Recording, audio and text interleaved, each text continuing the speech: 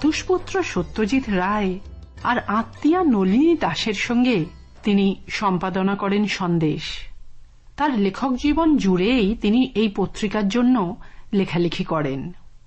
1994 পর্যন্ত ছোটদের এই পত্রিকাটি সম্পাদনায় তিনি সক্রিয় ভূমিকা নেন। লীলা মজুমদার। মোট বইয়ের সংখ্যা 125-এর মতো। লিখেছেন বেশ কিছু ছোট গল্প, অনুবাদও করেছেন বেশ কিছু বই। ছোটদের জন্য তার লেখা তো বিশেষ জনপ্রিয়। আত্মজীবনীমূলক গল্প পাকদণ্ডী। বহুদিনের যোগাযোগ ছিল আকাশবাণীর সঙ্গেও। আকাশবাণীর মহিলা মহলের জন্য তিনি সৃষ্টি করেন মণিমালা, এক সাধারণ মেয়ের গল্প। দৈনন্দিন নানান ঘটনা, নানান সমস্যা কিভাবে মিটিয়ে তোলা হচ্ছে তারই এক আখ্যান। তার প্রদীপিসের বর্মীমাংস নিয়ে ছবিও তৈরি হয়। ভূতের গল্প, রূপকথার গল্প, ছোটদের গল্প সবকিছুর পাশাপাশি লিখেছেন রান্নার বইও। বড় ছোট সব বয়সীদের কাছেই লীলা মজুমদার তাই এক প্রিয় মানুষের নাম। পকেট ভর্তি নুড়ি পাথর, আবছা আলো অন্ধকার, প্রজাপতি পাখির পালক, লেখেন লীলা মজুমদার।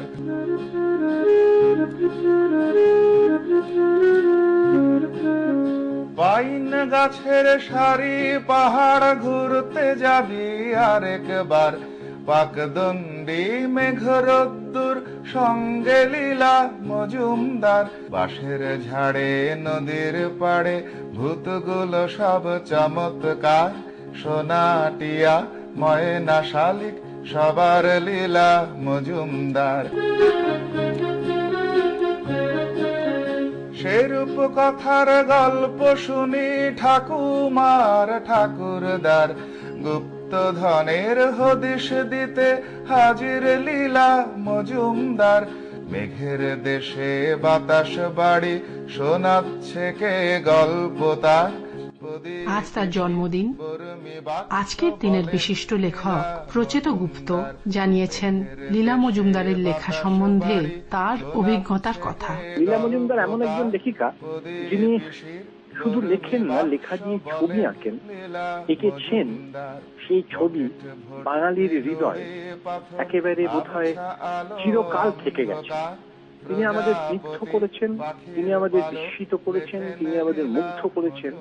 সব থেকে বড় কথা, তিনি আমাদের মন ভালো করেছেন।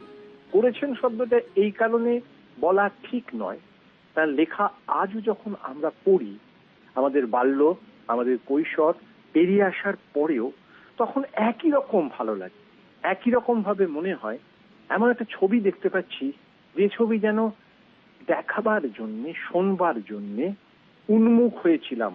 সাহিত্যিক তো বাঙালির কাছে অনেক আছে, কিন্তু বাঙালির হৃদয়ে চিরকালীন থেকে যাওয়ার মতো লেখক খুব কমই হয়। শিশু সাহিত্যিক বলে লীলা মজুমদারকে অনেকে একটা গণ্ডি বেঁধে দেন। আমি এই গণ্ডির পুরোপুরি বিরোধী। প্রথমত, শিশু সাহিত্যিক, বয়স্ক সাহিত্যিক, বৃদ্ধ সাহিত্যিক এ ধরনের কোনো সাহিত্যিক হয় না। সাহিত্য রচনা একটা সর্বসময়ের জন্য, সর্ববয়সের জন্য।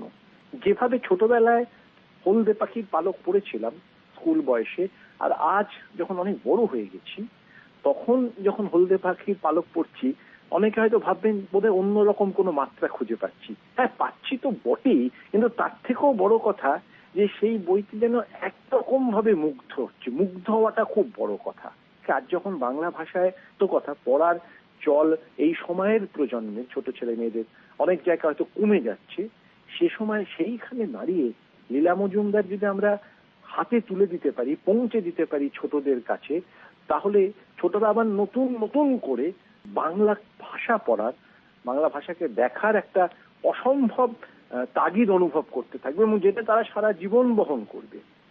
যে একবার প্রদীপিসির বর্মী বাক্স পড়েছে, যে একবার টংলিং পড়েছে, তার বাংলা ভাষা ছেড়ে, বাংলা সাহিত্য ছেড়ে, বাংলা রূপকথা ছেড়ে, বাংলা মনন ছেড়ে বেরোবার আর কোনো উপায় নেই।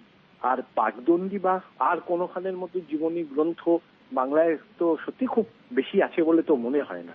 কিন্তু লীলা মজুমদারের সব থেকে বড় যেটা গুণ, মানে যে কীর্তি রয়ে গেল, সেটা হচ্ছে ছোটদের পত্রিকা, মানে উনি তো সন্দেশ পত্রিকার সঙ্গে যুক্ত ছিলেন, কি নিষ্ঠার সঙ্গে, কি যত্নের সঙ্গে পত্রিকাকে যত্ন করে শুধু নয়, ছোটদের যত্ন করে, ছোটদের ভালোবেসে সেই পত্রিকার কাজ করে গেছেন দিনের পর দিন।